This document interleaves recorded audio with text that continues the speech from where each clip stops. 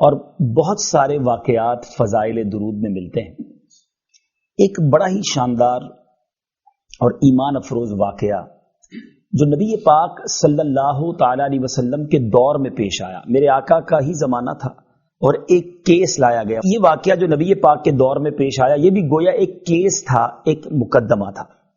پیارے آقا علیہ الصلوۃ والسلام کے پاس ایک شخص کو لے کر دو بندے آئے اور کہا حضور اس شخص نے ہمارا اونٹ چوری کیا ہے، کیمل جو ہے ہمارا اونٹ جو اس نے چوری کیا ہے، اور آپ ہمارا فیصلہ کیجئے۔ سرور کائنات صلی اللہ تعالی علیہ وسلم نے اس سے پہلے کہ میرے آقا کچھ فرماتے، اسلامی عدالت میں فیصلہ کرنے کے لیے دو گواہ چاہیے، چوری کا مال ہو وہ بھی موجود تھا، اور جس کو نامزد کیا تھا، جس کے اوپر یہ الزام تھا وہ بھی تھا۔ تو بہت کلیئر کیس نظر آ رہا تھا کہ شاید فیصلہ ہو جانا چاہیے تھا، مگر نبی پاک علیہ الصلوۃ والسلام تو دلوں کے حال بھی جانتے ہیں۔ آقا علیہ الصلوۃ والسلام نے اس شخص سے کہ بتاؤ یہ جو تمہارے اوپر الزام لگایا ہے اپنی صفائی میں کچھ کہنا چاہتے ہو؟ اس صحابی رسول نے کمال کی بات کر دی، وہ کہتے ہیں یا رسول اللہ صلی اللہ تعالی علیہ وسلم مجھ سے نہ پوچھیں کہ سچ کیا ہے، آپ اس اونٹ سے پوچھ لیجئے کہ بتا اس کا مالک کون ہے۔ ان کو یہ پتا تھا کہ میں اس دربار میں حاضر ہوں کہ جو زمین پر کھڑے ہو کر چاند کو اشارہ کریں وہ دو ٹکڑے ہو جاتا ہے، آقا پتھروں کو اشارہ کریں تو کلمہ پڑھنے لگ جاتے ہیں، درخت کو اشارہ کریں تو وہ زمین چیر کے آ جاتا ہے۔ تو نبی پاک تو سراپا معجزہ ہیں، تو صفائی دینے کی ضرورت ہی نہیں ہے، اونٹ سے ہی پوچھ لیجئے۔ سرور کائنات صلی اللہ تعالی علیہ وسلم نے منع نہیں کیا، ڈینائی نہیں کیا کہ میں کیسے اونٹ سے بات کروں۔ اللہ کے حبیب وہ ہیں جو جانوروں کی بولیاں سمجھتے بھی ہیں اور آپ کے حکم سے جانور بولنا بھی شروع کر دیتے۔ نبی پاک نے فرمایا اے اونٹ بتا تیرا مالک کون ہے، ہو از یور اونر۔ وہ اونٹ کہتا ہے آپ اللہ کے رسول ہیں۔ پہلے تو اس نے نبی پاک کی گواہی دی اور اس کے بعد وہ کہتا ہے حضور یہ دونوں جھوٹے ہیں، جس کو پکڑ کر لائے ہیں یہی میرا مالک ہے۔ پیارے آقا بہت خوش ہوئے، اس کی رہائی ہو گئی، وہ باعزت بری گویا ایک طرح سے ہو گیا، الزام سے بھی بری ہو گئے۔ اب نبی پاک نے بڑا کمال کا جملہ ارشاد فرمایا۔ سرور کائنات صلی اللہ تعالی علیہ وسلم نے جو بات فرمائی وہ بڑی نرالی تھی کہ میرے آقا نے فرمایا کہ ایسا تیرا کون سا نیک عمل ہے جس کی وجہ سے تو اتنی بڑی ذلت و رسوائی سے بچ گیا؟ کیونکہ اس زمانے میں چور کے ہاتھ کاٹے جاتے تھے، اگر ہاتھ کٹ جاتے تو جدھر بھی جاتا چور کے نام سے پہچانا جاتا، لوگ سمجھ جاتے ہاتھ کٹے ہوئے ہیں۔ لیکن سوال بڑا نرالا ہے، تھوڑا ہے باریک نقطہ سمجھیے گا۔ آقا اس امتی سے سوال کر رہے ہیں کہ تیرا کون سا نیک عمل ہے جس کی وجہ سے تو اتنی بڑی ذلت سے بچ گیا؟ حقیقت تو یہ ہے کہ کمال اور معجزہ تو نبی پاک نے دکھایا، مہربانی تو آقا نے کی تھی، اور پوچھ اپنے امتی سے رہے کہ تیرا کون سا نیک عمل ہے۔ یہ بھی ایک غلام پر شفقت کا انداز ہے نا۔ وہ شاعر لکھتے ہیں نا، آتا ہے فقیروں پہ انہیں پیار کچھ ایسا، خود بھیک دیں اور خود کہیں منگتا کا بھلا ہو۔ خود ہی کرم کیا اور خود ہی پوچھ رہے ہیں بتاؤ تیرا کون سا نیک عمل ہے۔ وہ کہتا حضور اور کوئی نیک عمل تو یاد نہیں، ہاں میری زندگی میں یہ عمل ہے کہ میں آپ کی ذات پر کثرت سے درود پاک پڑھتا ہوں۔ میرے آقا نے کیا فرمایا؟ اے میرے امتی، حدیث پاک کا مضمون ہے، اسی طرح مجھ پر درود پاک پڑھتے رہا کرو، تم جس طرح دنیا میں ذلت سے بچ گئے ہو آخرت میں بھی ذلت سے بچ جاؤ۔ اب گویا یہ ہمیں فارمولا مل گیا، ہمیں یہ طریقہ مل گیا کہ اگر میں اور آپ چاہتے ہیں، کون ہے جو نہیں چاہتا کہ ہمیں دنیا اور آخرت میں سرخروئی ملے، یہاں بھی ذلت سے بچیں وہاں بھی بچیں، تو طریقہ یہی ہے کہ پیارے آقا صلی اللہ تعالی علیہ وسلم پر کثرت سے درود پڑھتے رہیں۔ انشاءاللہ یہاں بھی کامیابی مقدر بنے گی، وہاں بھی کامیابی مقدر بنے گی۔ میں بھی نیت کروں اور آپ بھی نیت کریں کہ انشاءاللہ کثرت سے درود پاک پڑھیں گے۔ صلو علی الحبیب صلی اللہ تعالی علی محمد صلی اللہ علیہ وسلم۔ تو آج بات چل رہی تھی، جیسے شروع میں نے کہا کہ ایسے افراد ہیں اور موقع ملتا ہے زندگی میں انسان کو کہیں نہ کہیں جسٹیفیکیشن کا، انصاف کرنے کا، فریقین کی سن کر کوئی فیصلہ کرنے کا موقع ملتا ہے۔ تو آج چند باتیں اسی حوالے سے عرض کروں گا۔ قیامت کے دن جو ہے، جو گرمی ہوگی اس کے بارے میں آپ نے سنا ہوگا کہ 50,000 سال کا دن ہوگا، سورج 1.25 میل پر ہوگا اور لوگ اپنے ہی پسینے میں ڈبکیاں کھا رہے ہوں گے، پیاس سے برا حال ہوگا۔ اس دن کوئی سایہ نہیں ہوگا سوائے اللہ کے عرش کے سائے کے، یوم لا ظل الا ظلک، اللہ کے عرش کے سائے کے سوا کوئی سایہ نہیں ہوگا۔ تو اس دن کس کو سایہ ملے گا؟ 7 قسم کے لوگ نبی پاک نے بیان فرمائے. میں انشاءاللہ وہ حدیث بھی آج آپ کو سناؤں گا. یہ میرے بیان کا آج ٹاپک ہے کہ میں نے اور آپ نے آج یہ بھی چیک کر لینا ہے کہ قیامت کے دن عرش کا سایہ جن خوش نصیبوں کو ملے گا میں ان میں شامل ہوں کہ نہیں, اور اگر نہیں ہوں تو آج سے کوشش تو شروع کر دوں نا, آج سے وہ کام تو شروع کر دوں. اور جن لوگوں نے فیصلہ کرنا ہے, میں نے ٹاپک کیوں لیا کہ سرور کائنات صلی اللہ تعالی علیہ وسلم نے فرمایا قیامت کے دن جب اللہ کے عرش کے سوا کوئی سایہ نہ ہوگا, حدیث پاک کا مضمون ہے 7 قسم کے لوگ ہوں گے. اس میں جو پہلا وہ شخص جس کو سایہ ملے گا نا وہ ہوگا عادل حکمران, عدل کرنے والا حکمران, صحیح فیصلہ کرنے والا, انصاف کرنے والا حکمران. خاندان کے بڑے, قبیلے کے بڑے یا اپنی کمیٹی وغیرہ کہیں نہ کہیں زندگی میں موقع ملتا ہے تو عدل کرنے والا انشاءاللہ قیامت کے دن اللہ کے عرش کے سائے میں ہوگا. اور اب ذرا سنیے کہ اسلام عدل کے بارے میں کیا کہتا ہے. سبحان اللہ. ایک بار مولا علی کرم اللہ تعالی وجہ الکریم, ان کا مرتبہ کون نہیں جانتا, شیر خدا ہیں, اور جس وقت امیر المومنین تھے آپ, ہیڈ آف دا اسٹیٹ, اس پوری مملکت کے سب سے بڑے عہدے پر آپ تھے, ٹھیک ہے نا. آپ نے ایک بار جنگ صفین کے لیے روانہ ہوئے تو آپ کی ذرہ وہ جنگی لباس ہوتا تھا, آج کل بلٹ پروف جیکٹ ہوتا ہے, پہلے وہ لوہے کا پورا لباس ہوتا تھا, وہ آپ کا کہیں گر گیا. جب جنگ ختم ہونے کے بعد آپ کوفہ واپس آئے تو آپ نے وہی ذرہ ایک یہودی کے پاس دیکھی بازار میں, اس کی دکان پر. تو آپ نے ذرہ پہچان کر یہودی سے کہا یہ تو میری ہے, تمہارے پاس کیسے آ گئی؟ میں نے نہ کسی کو فروخت کی ہے نہ کسی کو تحفہ دیا ہے, تمہارے پاس کیسے پہنچ گئی؟ وہ کہتے ہیں تو میری ہے, میرے قبضے میں اور میری ہے. تو آپ نے فرمایا چلو قاضی کے پاس چلتے ہیں. آرڈر نہیں دیا کہ میں ہیڈ آف دا اسٹیٹ ہوں, امیر المومنین ہوں, یہ ذرہ میری ہے, چھین لیتے. فوجی کو کہتے, اپنے سپاہی کو کہتے مارو اس کو 2 تھپڑ اور نکال لو, نہیں کہ چلو فیصلہ کرواتے ہیں.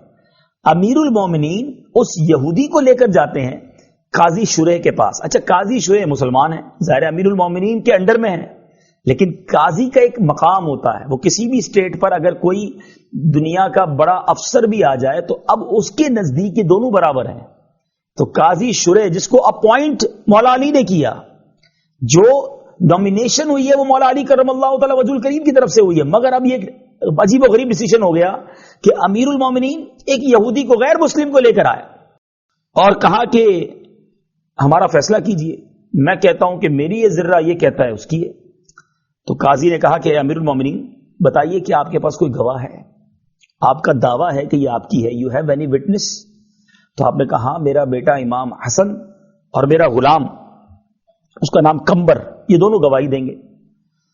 تو قاضی شریح کہتے ہیں کہ باپ کے حق میں بیٹے کی گواہی معتبر نہیں ہے. آپ امیر المومنین ضرور ہیں, اور گواہی دینے والا کون؟ امام حسن, مرتبہ جنتی نوجوانوں کے سردار. مولا علی کون ہے کہ آقا علیہ الصلوۃ والسلام فرمائے میں علم کا شہر ہوں, علی اس کا دروازہ ہے. مگر اتنا بڑا جو ہے وہ مقام ہونے کے باوجود قاضی کیا کہہ رہا ہے کہ حضور بیٹے کی گواہی نہیں چلے گی. اب قاضی نے کیا کیا, اس یہودی کے حق میں فیصلہ دے دیا کہ due to lack of witness, گواہ موجود نہیں ہے, اس لیے قانون کی روح سے یہ ذرہ تمہاری ہے. مولا علی کے حق میں فیصلہ نہیں دیا. مگر اس اسلامی فیصلے کا حال کیا ہوا, اس کا رزلٹ کیا آیا؟ وہ یہودی کہتا ہے کہ آپ امیر المومنین ہیں, آپ ہی مجھے قاضی کے پاس لے کر آئے, قاضی بھی مسلمان ہے, مگر چونکہ گواہ نہیں تھا قانون کے مطابق اس نے میرے حق میں فیصلہ دیا.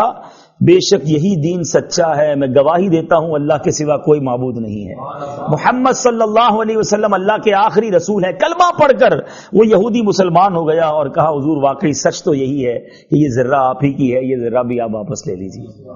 میٹھے اسلامی بھائیوں, یہ واقعہ سنہرے حروف میں لکھے جانے کے قابل ہے. آپ ذرا سوچئے, کیا آج کے دور میں ایسا ہوتا ہے؟ جس کی لاٹھی اس کی بھینس, جس کی جناب طاقت ہے اس کا فیصلہ.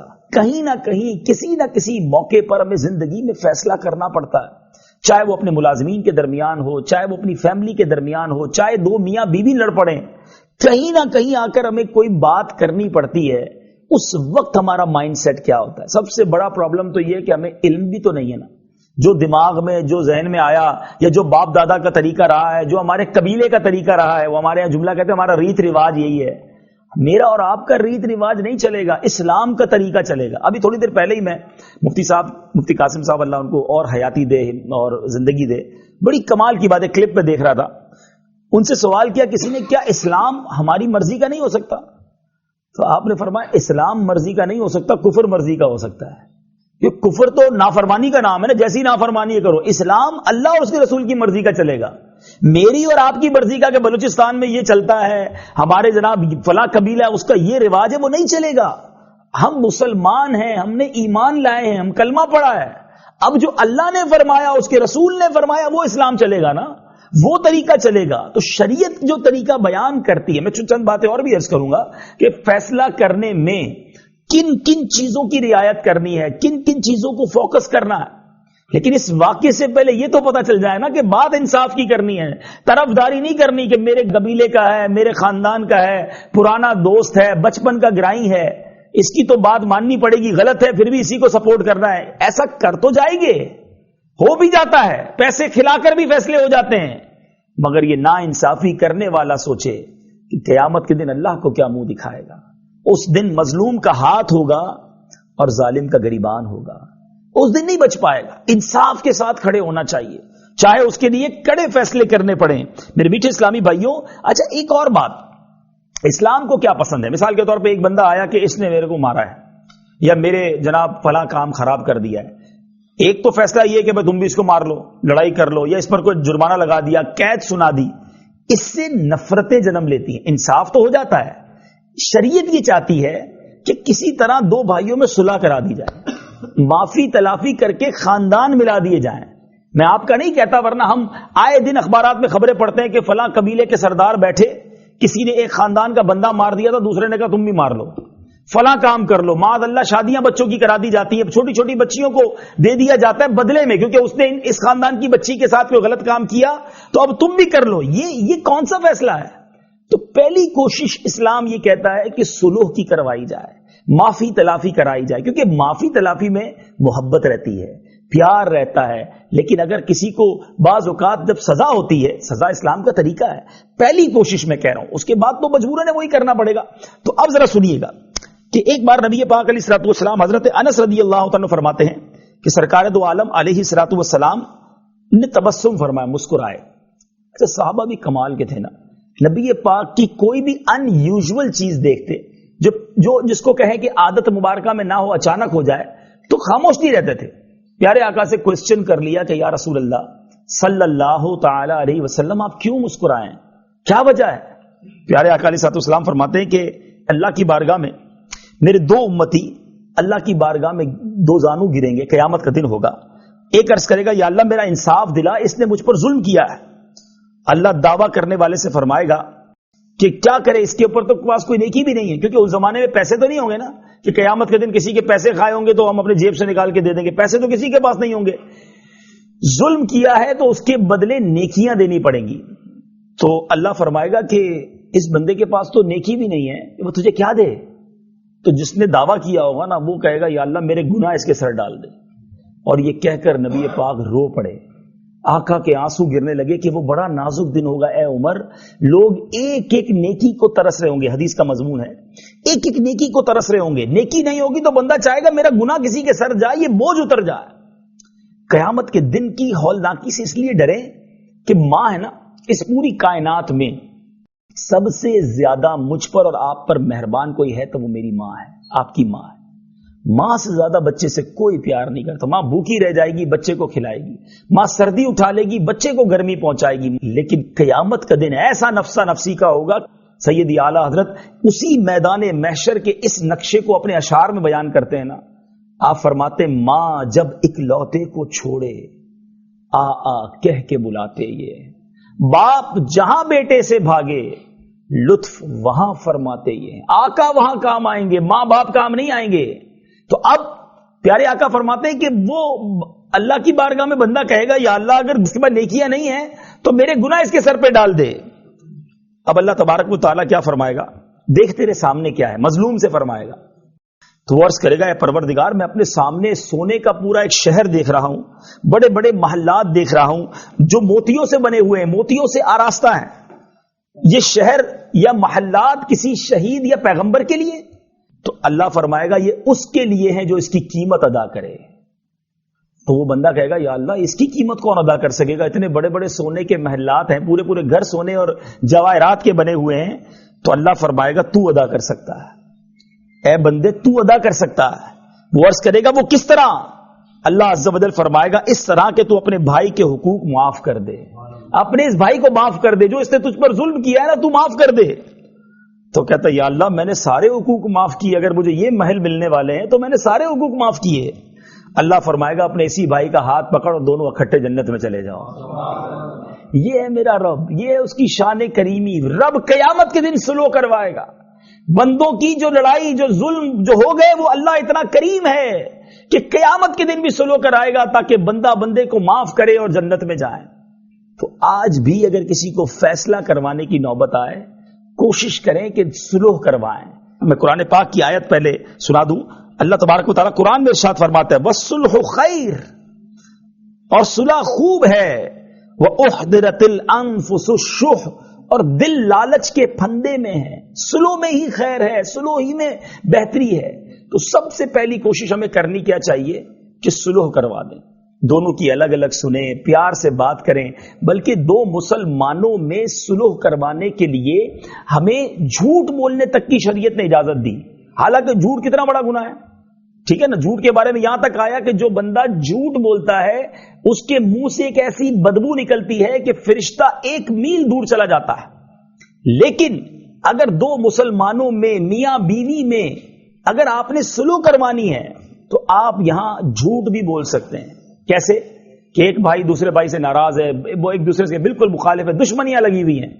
اچھا ہمارے لوگ کیا کرتے ہیں، جھوٹ بولتے ہیں مگر مرچی مسالہ لگانے کے لیے. پتہ ہے اس نے تمہارے بارے میں یہ بولا تھا، وہ کہتا ہے میں نہیں چھوڑوں گا، جان سے مار دوں گا. اچھا وہ بھی کہتا ہے اچھا میں بھی اپنی بندوق سیدھی کرتا ہوں. یعنی لڑائی کرنے کے لیے، دوریاں ڈالنے کے لیے جھوٹ بول رہے ہیں. وہ ان کا کیا بنے گا؟ لیکن شریعت کیا کہتی ہے کہ اگر دو بھائیوں کا دل ملانا ہے، آپ کسی کے پاس گئے، کہا یار میں ان کے پاس سے ہو کر آیا تھا، وہ تو بہت آپ کی تعریف کر رہے تھے، بہت دعائیں دے رہے تھے آپ کو، ایسا نہیں ہے جیسا آپ سوچتے، وہ تو پازیٹو سوچتے ہیں آپ کے بارے میں. دوسرے کے پاس گئے، اس کو کہا وہ بھائی تمہارے بارے میں بڑا پیار سے بات کر رہا تھا، کہہ رہا تھا یار میرا بھائی ہے. یعنی ایسی باتیں کرنا جس سے دل مل جائے، جس سے سلو ہو جائے، جس سے دوستی ہو جائے. یعنی آپ پوائنٹ سمجھ رہے ہیں میرا کہ وہ کام جو اللہ کو سخت ناپسند، اسلام کو سخت ناپسند. جھوٹ ایسا نہ ہو کہ ویسے بولنا شروع کر دیں. جھوٹ سے بڑی برائی نہیں ہے، کوئی بہت بڑے گناہوں میں سے ہی گناہ ہے. بلکہ جھوٹ ایک ایسا گناہ ہے یا ایسی برائی ہے جو کسی بھی مذہب میں جس کو ہے نا اچھا نہیں سمجھا جاتا. دنیا کا ہر مذہب، دنیا کی ہر قوم جھوٹ کو برا سمجھتی ہے. بدقسمتی سے آج اتنا جھوٹ بولا جا رہا ہے. پہلے کبھی کبھی ہم سنتے تھے کہ بندہ کبھی کبھی جھوٹ بولتا تھا، اور اب تو یہ حال ہو گیا کہ ایسا لگتا ہے کبھی کبھی ہی سچ بولتا ہے. ورنہ انسان جھوٹ بولنے میں بڑے دلیر ہو گئے ہیں. نہیں میرے پیچھے اسلام ہر حال میں سچ بولنا ہے. لیکن میں یہاں چونکہ سلوک کی بات کر رہا ہوں، دل ملانے کی بات کر رہا ہوں، تو اسلام کو اتنا پسند ہے یہ عمل کہ دل ملائے جائیں، محبتیں پھیلائی جائیں، نفرتیں پھیلائی نہ جائیں. اور اس کی اپوزٹ کچھ لوگ کام کر رہے ہوتے ہیں. یہ عورتوں میں بڑی برائی ہے اور کچھ مردوں میں بھی ہوتی ہے، جس کو ہم کہتے ہیں چغل خوری، لگائی بجھائی. فلاں یہ کہہ رہا تھا، اس کی دکان سے اٹھے تو اگلی دکان پر گئے، یار وہ تو تمہارے بارے میں یہ کہتا تھا، اس کی مل سے نکلے دوسرے کی مل میں گئے، وہ تو تمہارے بارے میں یہ کہہ. معاذ اللہ، اگر کہہ بھی رہا تھا تو آپ پر فرض ہے اس تک پہنچانا تاکہ اور دوری ہو جائے اور دشمنی ہو جائے. آپ کوئی خبر پہنچانے والے افراد ہیں کہ ایک خبر دوسری خبر تک پہنچانا ضروری ہے. دیکھیں ہمارا شعبہ اپنی جگہ پر، جیسے میں نے بھی ایک جملہ کہا کہ اسلام ہماری مرضی کا نہیں ہوگا، ہمیں اسلام کی مرضی کے مطابق ہونا پڑے گا نا. تو ہم صحافی ہوں، کاروباری ہوں، ہم قبیلے کے سردار ہوں، ہم زمیندار ہوں، ہماری فیلڈیں مختلف ضرور ہیں مگر ہیں ہم سارے مسلمان، ہم سب اسلام کے تابع ہیں. ہمیں اللہ اور اس کے رسول کے احکام پہ چلنا ہے نا. تو ہمیں یہ اجازت نہیں ملے گی کہ ہم لوگوں کو جناب ان کی باتیں ادھر تک پہنچائیں، کوئی اسکینڈل بنائیں، کوئی میسجز چلانا شروع کر دیں کہ فلاں کے گھر میں یہ ہو گیا، فلاں کے پرابلم یہ ہو گئی. یاد رکھیں جو کسی کے عیب اچھالتا ہے دنیا میں اس کے عیب بھی کھول دیے جاتے ہیں، اور جو کسی کے عیب چھپاتا ہے، پتہ چل بھی جائے نا کہ فلاں کے پرابلم ہو گئی ہے، فلاں کا یہ مسئلہ ہو گیا ہے، عیب چھپانے والے بنو، اللہ اس کے عیب بھی چھپائے گا. سچ بتائیے، اپنے اپنے آپ سے پوچھ لیتے ہیں، جو میرے اور آپ کے عیب ہمیں پتا ہے وہ اگر لوگوں کو پتا چل جائیں، ہم کسی کو منہ دکھانے جیسے رہیں گے؟ خود سوچیں. ایسی غلطیاں ہیں سب کی، اکیلے میں ایسے گناہ کیے ہیں، لوگ بڑا ہمیں اچھا سمجھتے ہیں، نیک سمجھتے ہیں. یہ کیا اللہ کی مہربانی ہے کہ اللہ نے میرے اور آپ کے عیب چھپائے ہیں، وہ جانتا ہے مگر پھر بھی چھپائے ہیں، وہ رب ہو کر چھپا رہا ہے، حالانکہ گناہ اس کے کیے ہیں، نافرمانی اس کی ہے، اور ہم بندے ہو کر کسی کا عیب پتہ چلے تو فوراً پھیلانے میں لگ جاتے ہیں، فوراً دوسروں کو بتانے میں لگ جاتے ہیں۔ نہیں میرے بیچ اسلام، یہ اسلام نہیں ہے۔ نرم ہو جائیں، لوگوں کے خیر خواہ ہو جائیں، سلوح کروانے والے بنے، اچھا فیصلہ کرنے والے بنے، انصاف کرنے والے بنے، یہ شریعت چاہتی ہے، یہ اسلام کی خوبصورتی ہے۔ کسی کو فیور دے کر اگلے پہ ظلم کر دیں گے، یہاں تو چل جائے گا، یہاں لوگ نہیں بگاڑ سکتے۔ بعض اوقات کچھ لوگ اتنے پاورفل ہوتے ہیں کہ جن کا کوئی کچھ نہیں بگاڑ سکتا، مگر جس طرح میں نے شروع میں کہا کہ ایک دن آنا ہے جب مظلوم کا ہاتھ ہوگا، ظالم کا گریبان ہوگا، اور اللہ مظلوم کے ساتھ ہوگا۔ اللہ نے انصاف کرنا ہے، رب کریم ہے، وہ کسی کا حق ضائع نہیں فرمائے گا۔ آپ اعلیٰ حضرت امام اہل سنت کمال کی بات لکھتے ہیں، ڈر جانا چاہیے اس سے۔ آج لوگ کسی کی زمین رکھ لیتے ہیں، پیسے نہیں دیتے۔ سیدی اعلیٰ حضرت فرماتے ہیں جو کسی کے 3 پیسے، I am not talking about million rupees اور 10 ملین روپیز اور لاکھوں روپے کی بات نہیں کر رہا، صرف 3 پیسے جان بوجھ کر دبا لے، بروز قیامت اسے 700 مقبول با جماعت نمازیں دینی پڑ جائیں گی۔ ان 3 پیسوں کے بدلے نمازیں کتنی؟ 700، وہ بھی مقبول اور با جماعت۔ شاید یہ تو پوری زندگی میں ہمارے پاس نہیں ہوں گی۔ جو لاکھوں روپے دبا بیٹھا، جو زمینیں کھا بیٹھا، جو حساب کتاب بناتا ہی نہیں کسی کا، کہتا ہے بس ٹھیک ہے یہی لے جاؤ۔ کاروباری لوگوں کا ایک اور عجیب سا ٹرینڈ ہے، مثال کے طور پہ 2,05,720 روپے بل بنا، بھائی ٹھیک ہے یار 2 لاکھ لے لو بھائی، اچھا چلو 2,05,000 لے لو، 720 تو گئے، کیسے گئے بھائی؟ ایک ایک روپیہ دینا پڑے گا اگر کسی کا آپ پر آتا ہے۔ وہ معاف کر دے الگ بات ہے، معاف دل سے کوئی نہیں کرتا، مجبوراً بیچارہ کہتا ہے چلو بھائی اگلا مال بھی دینا ہے، اگلا سودا بھی کرنا ہے، ماننا پڑے گا صاحب کی۔ یہ آپ نے اس کے پیسے رکھ لیے، اور قیامت کے دن اگر وہ کھڑا ہو گیا تو آپ کیسے جواب دیں گے؟ چھوٹی چھوٹی چیزوں کا تو خیال ہی کوئی نہیں کرتا۔ فروٹ والے کی دکان پہ جائیں گے، 1 کلو فروٹ لیا، ایک امرود اٹھا کے ویسے ہی کھا لیا، ویسے ہی بیر اٹھا کے، اجازت لیا آپ نے؟ یہ ایک ایک دن کا آپ نے وہ واقعہ سنا ہوگا سیدی غوث اعظم رضی اللہ عنہ کے والد کا، کہ وہ ایک سیب کا حق بخشوانے گئے تھے، اور کتنے کتنے سال باغ کی رکھوالی کی ایک سیب کے لیے، اور آج یار لوگوں کو پرواہ کوئی نہیں ہے۔ ایسا نہ کریں، حقوق العباد کا خیال رکھیں۔ تو بہرحال میں دوبارہ اس پہلی حدیث پر آتا ہوں، انصاف پر کچھ بات ہو گئی، کہ قیامت کے دن اللہ کے عرش کا سایہ جن 7 قسم کے لوگوں کو ملے گا، اس میں پہلا وہ شخص ہوگا کہ جو عدل کرنے والا حکمران ہوگا۔ اللہ مجھے اور آپ کو ہمیشہ عدل کرنے والا بنائے، ہم سے کبھی نا انصافی نہ ہو۔ نہیں آتا عدل کرنا، شریعت کے اصول ہے۔ میں ایک رسالہ، ایک کتاب مجھے جب یہ بتایا گیا تو میں نے اسی کتاب سے کچھ یہ بیان تیار کیا۔ اس کتاب کا نام ہی فیصلہ کرنے کے مدنی پھول، نام ہی کتنا پیارا ہے۔ دعوت اسلامی نے ہر موضوع پر ہمیں کتاب دی ہے نا، فیصلہ کیسے کرنا ہے، اس سے پہلے کیا کیا خیال رکھنا ہے، اس کی 5 تو مین پوائنٹس ہیں۔ چلے وہ سرسری بتا دیتا ہوں کہ جب بھی کسی کا فیصلہ کرنا ہونا تو اب کیا کریں کہ ان دونوں کے درمیان 5 چیزیں غور سے سن لیں۔ اپنے پاس دونوں کو بیٹھنے کا ایک جیسا موقع دے۔ پتا چلا جو دوست ہے اس کو تو کرسی پہ بٹھایا، اور جو اس کا ملازم ہے اس کو زمین پہ بٹھا لیا، بولا ہاں بتاؤ بھائی، آپ بھی بتاؤ آپ بھی بتاؤ، پہلے ہی آپ نے ناانصافی کر دی۔ ایک جیسے طریقے سے دونوں کو بٹھائیں۔ دوسری بات، ویسے ہی ایک دوسرے کو بات کرنے کا موقع دیں، جتنی دیر اس کو دی ہے دوسرے کو بھی اسی پیار اسی عزت کے ساتھ اس کی بات سنیں۔ تیسری بات، دونوں کی طرف برابر متوجہ رہے، ایکولی فوکسڈ، ایک کو سن رہا ہے دوسرے کی سن ہی نہیں رہا۔ چوتھا، کلام سننے کے لیے ہر ایک کے ساتھ ایک ہی جیسا طریقہ رکھے۔ اور 5واں، فیصلہ کرنے میں حق کا ساتھ دے، جو حق ہے اس کا ساتھ دے۔ ایسے عجیب عجیب فیصلے ہوئے ہیں اسلام میں۔ ایک بڑا ہی پیارا واقعہ میں پڑھ رہا تھا کہ یہ حدیث پاک ہے، نبی پاک علیہ الصلوۃ والسلام نے یہ بیان کیا صحابہ سے، حضرت ابو ہریرہ اس حدیث کے راوی ہیں، صحیح مسلم کی حدیث ہے۔ حدیث کا مضمون آپ دیکھیں، پہلے کے لوگ کیسے تھے۔ ایک بندے نے ایک دوست سے زمین خریدی، پیسے دے دیے، زمین لے لی۔ زمین میں اس نے کام کروانے کے لیے جب اس کی کنسٹرکشن وغیرہ کے لیے کھڈا وغیرہ کیا، اندر سے ایک برتن نکلا اور اس کے اندر گھڑا بڑا سا تھا جس میں پورا سونا بھرا ہوا تھا۔ ہم تو کہیں لاٹری لگ گئی بھائی، پلاٹ لیا، سونا بھی مل گیا۔ یہ کیسا دور تھا کہ وہ بندہ پہلے والے کے پاس گیا، کہتا جناب میں نے آپ کی زمین لی تھی، اس میں سونا نکلا، یہ سونا آپ کا ہے۔ دوسرا کہتا نہیں بھائی، میں نے زمین بیچی ہے، سونا بیچا نہیں، یہ تیرا ہے۔ ان دونوں کا کانٹراڈکٹ کیا ہوا، ان دونوں کے درمیان تنازع یہ ہوا، وہ کہتا ہے سونا تیرا ہے، وہ کہتا نہیں تیرا ہے۔ ہمارے یہاں لڑائی یہ ہوتی میرا ہے بھائی، میری زمین سے پیسے تو دے دیے تھے نا۔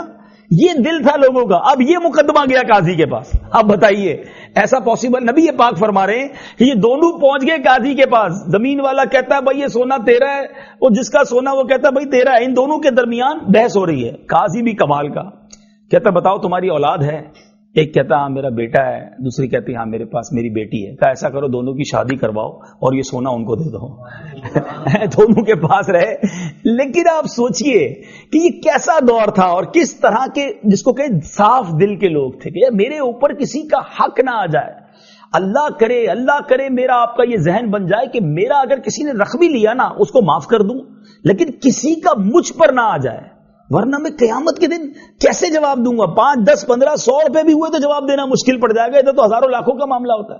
تو یہ مائنڈ سیٹ اللہ کرے ہمارا بن جائے.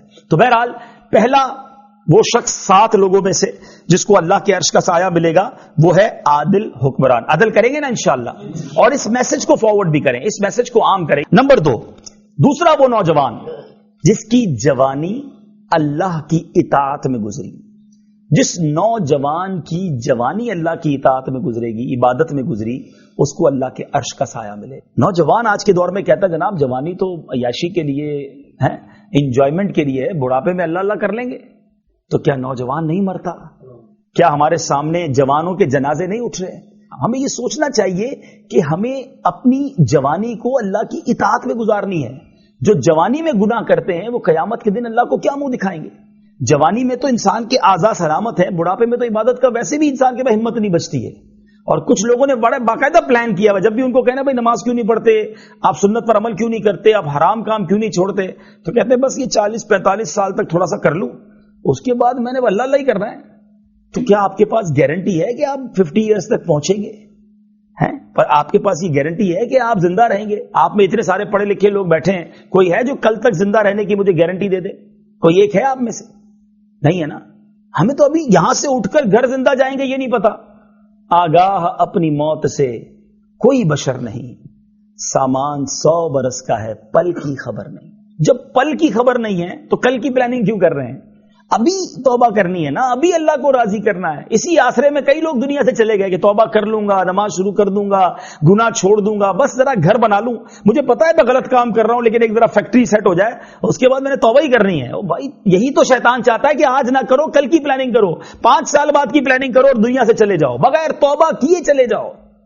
اللہ کے عرش کا سایہ اس نوجوان کو ملے گا جس نوجوان کی جوانی عبادت میں گزری. اور آپ اگر تھوڑا سا توجہ دیں دعوت اسلامی کے مدری ماحول پر, میں کہتا ہوں دنیا میں کوئی ایسا ماحول نہیں ہے جس میں لاکھوں نہیں کروڑوں نوجوان ہیں, اور کروڑوں نوجوان اسلامی بھائی اور اسلامی بہنیں اس بھری جوانی میں جنہوں نے توبہ کی ہے, جو گناہوں میں نہیں نیکیوں میں زندگی گزار رہے ہیں, جو نماز پڑھ رہے ہیں, جو سنتوں پر عمل کر رہے ہیں. کیا ان نوجوانوں کا دل نہیں چاہتا انجوائے کرنے کا, ہے فیشن اپنانے کا, معاذ اللہ گندے برے کام کرنے کا؟ شیطان تو سب کے دل پر حملہ کر رہا ہے نا, مگر کمال یہ ہے کہ یہ نوجوان شیطان سے مقابلہ بھی کر رہے ہیں اور اللہ کی رضا والے کام کر رہے ہیں. ہم اور آپ بھی اس ماحول میں آئے, مرنا ہم نے بھی ہے. تیسرا وہ شخص جس کو اللہ کے عرش کا سایہ ملے گا, میرے آقا فرماتے وہ شخص جس کا دل مسجد سے نکلنے کے بعد بھی مسجد کی طرف لگا رہے, نکلے مسجد سے پھر دل چاہے مسجد میں جانے کو. اب ایسے کتنے ہیں؟ ابھی تو دھکا مار کے ایسا لگتا ہے مسجد میں بھیجنا پڑتا ہے. جمعے والے دن مسجد نظر آتی ہے, وہ تو ہمارا بس نہیں چلتا, ورنہ اپنی گلی گلی میں کہیں گھر میں جمعہ پڑھ لیں, لیکن جانا پڑتا ہے مسجد میں اس لیے جمعے کو لوگ جاتے ہیں, ورنہ پورا ہفتہ مسجد کا منہ نہیں دیکھتے. یہ درست نہیں ہے میٹھے اسلامی بھائی. آج مسلمان مسجد میں جاتا ہے اور ایسے نظر آتا ہے جیسے مچھلی پانی سے باہر ہے, بالکل بے چین ہے, جلدی جلدی گھڑی دیکھ رہا ہے, یار کب جماعت ختم ہو, فوراً باہر نکلوں. دعا بھی نہیں کرتے, ابھی امام صاحب نے سلام پھیرا اور باہر جانے والوں کی لائن شروع ہو گئی. کسی دن امام صاحب سے 2-4 منٹ جماعت لیٹ شروع ہو جائے, پھر دیکھیں جناب امام صاحب کو پکڑ لیں گے لوگ. 3 منٹ آپ نے جماعت لیٹ کی, آج آپ نے اتنی لمبی دعا کروا دی. اللہ کے بندوں, اگر 2-3 منٹ اللہ کے گھر میں اور بیٹھنے کو مل گیا تو یہ اچھا ہوا یا غلط ہوا؟ تمہاری سانسیں اللہ کے گھر میں گزر گئیں, رحمتوں والی جگہ پر گزر گئیں. وہی بندہ بار کچہری میں 1 گھنٹہ بیٹھ جائے گا دوستوں کے ساتھ, مسجد میں 3 منٹ جماعت کیوں لیٹ ہوئی اس پر اس کو اعتراض ہوگا. ہونی نہیں چاہیے جماعت, ٹائم پہ ہی ہونی چاہیے, لیکن اپنے دل سے پوچھے نا کہ مجھے اگر تھوڑا ٹائم مسجد میں اور لگ گیا تو یہ اچھا ہوا یا برا ہوا؟ بیسٹ پارٹ ایک حدیث سناتا ہوں. اللہ کے حبیب علیہ الصلوۃ والسلام فرماتے ہیں پوری کائنات میں, حدیث کا مضمون ہے, اللہ کے نزدیک زمین پر سب سے بہترین ٹکڑا جو ہے وہ مسجد ہے. اور اللہ کے نزدیک سب سے برا حصہ جو زمین پر ہے وہ بازار ہے. بازار کو کیوں کہا گیا؟ کہ وہاں غفلت ہوتی ہے, وہاں جھوٹ بولتے ہیں لوگ, وہاں دھوکہ دیتے ہیں. جو بازار میں بھی عبادت کرے, جو بازار جائے وہاں بھی ذکر کرے, وہاں بھی حلال کمائے, اس کی بڑی فضیلت ہے. لیکن آج ہمارا بازار میں وقت زیادہ گزرتا ہے, مسجد میں وقت نہیں گزرتا. تو خدارا اپنا کنیکشن مسجد سے بڑھائیے. آپ اللہ کے مہمان بنتے ہیں. مسجد کس کا گھر ہے؟ ذرا جواب دیجیے گا. اللہ کا گھر. مجھے بتائیں, جو اللہ کے گھر میں گیا وہ کس کا مہمان بنا؟ اللہ بغیر خوش کیے واپس بھیجے گا, وہ جھولی بھر کے بھیجے گا, وہ مرادیں عطا فرمائے گا, وہ تمہیں راضی کر کے بھیجے گا. جاؤ تو صحیح نا. ادھر جا کے بھاگنے کی پڑی ہوتی ہے, ادھر جا کے ٹینشن ہوتی ہے. مہمان کو, میزبان کو اچھا لگے کہ جاتے ہی بولے میں جا رہا ہوں. آپ کا تو بلوچی کی روایت ہے, کھائے بغیر تو جا نہیں سکتے, چائے بغیر تو جا نہیں سکتے. آپ کو برا لگ جاتا ہے آپ کا مہمان کچھ کیے بغیر چلا جائے. اللہ کے گھر سے ویسے ہی باہر آ گئے. خود سوچیں آپ کیا کر رہے ہیں. بار بار مہمان بنے اور سکون والے مہمان بنے. ایک اور بات, مسجد میں جائیں تو اس کا ادب بھی کریں. آپ کے گھر میں کوئی آئے مہمان, آ کر گندگی کرے, شور مچائے, آپ کیا کہتے ہیں؟ یار آئندہ نہیں بلانا اس کو تمیز نہیں ہے. ایسا ہی ہے. اور کوئی مہمان آئے, بڑی عزت سے بیٹھے, بڑا آپ کے گھر کے ساتھ صفائی ستھرائی والا ماحول رکھے, جاتے جاتے آپ کو 2 تحفہ بھی دے کے جائے, آپ کیا کہیں گے؟ بڑا یار کمال کا آدمی, اس کو دوبارہ بلانا ہے. ایسا ہی ہے. اگر اللہ کے گھر کا بار بار مہمان بننا ہے نا, تو اچھے مہمان بنو. مسجد کا ادب کریں, عزت کے ساتھ جائیں, صاف کپڑے پہن کے جائیں, خوشبو لگا کر جائیں, شور نہ کریں مسجد میں. اللہ کے گھر کا ادب کریں, اللہ بار بار بلائے گا. یہی نہیں بلکہ اپنے گھر مکے میں بھی بلائے گا انشاءاللہ. ہاں, بار بار حج کو بلائے گا, کیونکہ اچھے مہمان تھے نا آپ. لیکن مسجد کا ادب ہو. مسجد جائیں گے تو سب کریں گے نا. ایک ایک سانس جو میں اور آپ مسجد میں لیتے ہیں وہ ہمارے لیے برکت ہے, ثواب ہے. لیکن نہیں جاتے. نیت کریں انشاءاللہ مسجدوں میں زیادہ جائیں گے انشاءاللہ. عاشقان رسول جہاں جہاں مسجدیں ہیں, عاشقان رسول کے ساتھ جا کر انشاءاللہ ہم نماز ادا کریں, اور بیٹھے تسبیح پڑھیں, نوافل پڑھیں, کچھ دیر گزارو وہاں پر. ایک بڑا آپ کے جیسے وہ بڑے صدر ہوتے ہیں, سی ایم صاحب سمجھ لیں. آپ کو کوئی سی ایم کہے جناب ہمارے گھر پہ آپ نے آنا ہے, بندہ پہلے تو پورا ہفتہ محلے کو بتاتا ہے مجھے سی ایم صاحب کے پاس جانا ہے, اور بلایا کتنی دیر کے لیے؟ 10 منٹ کے لیے. اور اگر وہ 10 منٹ کے بعد کہ اور بیٹھ جاؤ, آپ تو جناب خوش, اور بٹھا رہا ہے, یار کمال ہے. بلایا 10 منٹ کے لیے تھا اور 1 گھنٹہ بٹھایا. تمہیں دنیا والا کوئی زیادہ دیر بٹھا لے اچھا لگتا ہے, اللہ کے گھر میں زیادہ دیر بیٹھنا اچھا نہیں لگتا. خود سوچیں آپ اپنے ساتھ ہم کیا کر رہے ہیں. تو مسجد کے ساتھ اپنا کنیکشن بڑھائیں, لگاؤ بڑھائیں, انشاءاللہ اس کی برکتیں ملیں گی.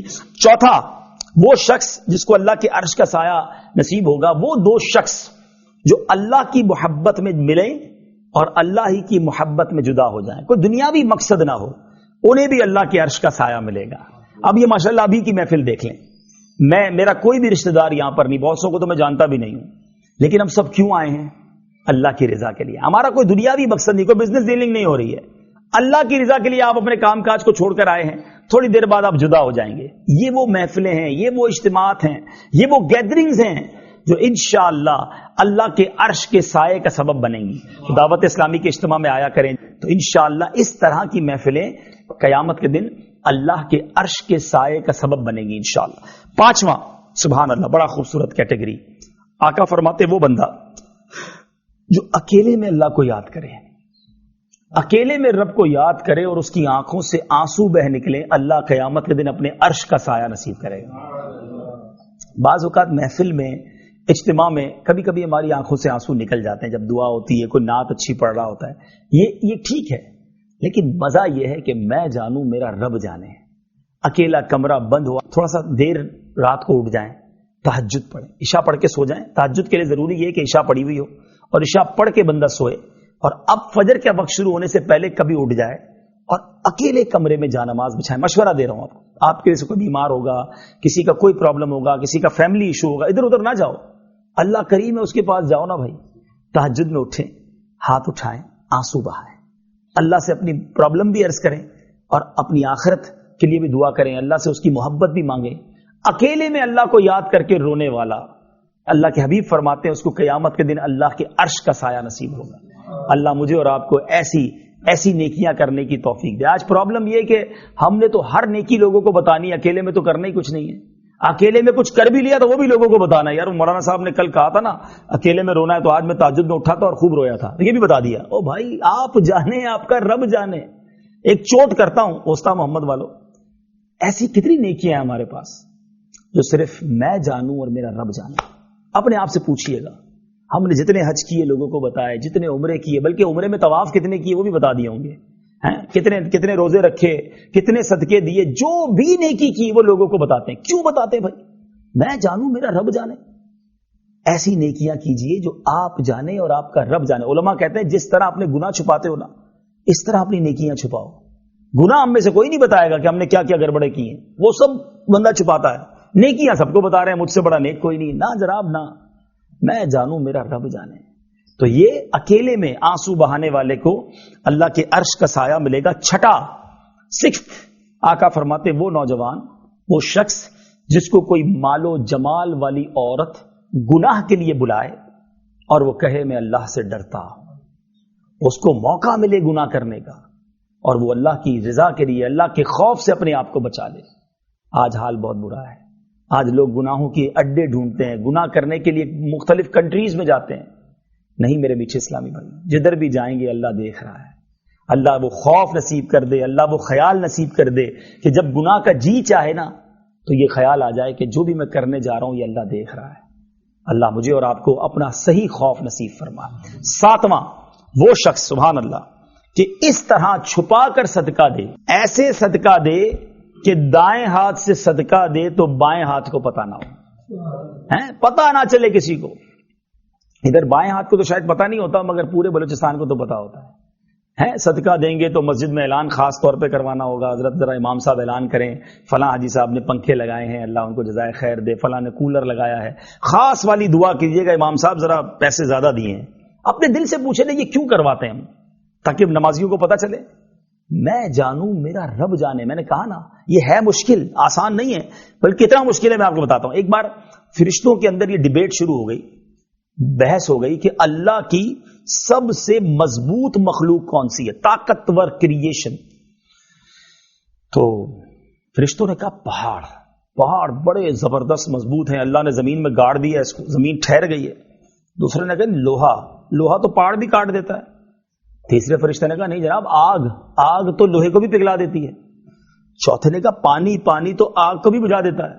اگلے نے کہا نہیں, ہوا پانی کو بھی لے جاتی ہے.